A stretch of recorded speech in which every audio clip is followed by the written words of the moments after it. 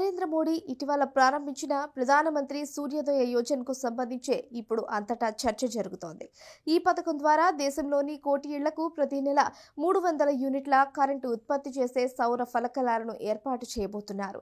ఇళ్ల పైకప్పులపై solar panels ను అమర్చుకోవడానికి కేంద్ర ప్రభుత్వం భారీగా సబ్సిడీ ఇస్తోంది. గతంలో 40% సబ్సిడీ ఇస్తే ఇప్పుడు దానికి 60% పెంచారు.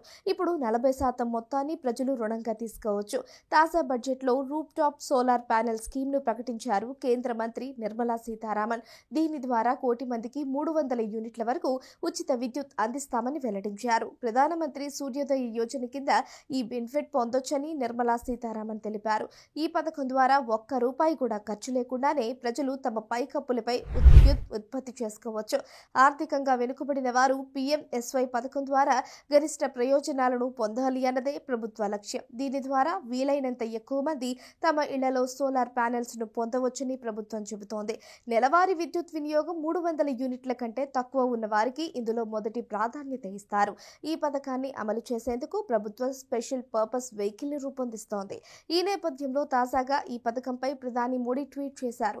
దేశంలో స్థిరమైన అభివృద్ధి, ప్రజల శ్రేయస్సు కోసం ప్రధానమంత్రి సూర్యఘర్ ముఫ్త్ బిజిలీ యోజనను ప్రారంభిస్తున్నట్లు తెలిపారు. కోటి గృహాల్లో సౌర వెలుగులు నింపేలా ఈ పథకాన్ని అమలు చేస్తున్నామని, దీనికోసం 75,000 కోట్లు వెచ్చిస్తున్నామని చెప్పారు.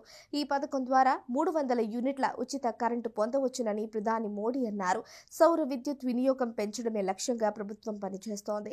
ఈ సోలార్ ప్యానెల్స్ లో లబ్ధిదారుడు తమ అవసరానికి మించి అధికంగా కరెంటు ఉత్పత్తి చేస్తే దానికి SPV కొనుగోలు చేస్తుంది. ఆ డబ్బుల ద్వారా రుణాన్ని చెల్లిస్తారు.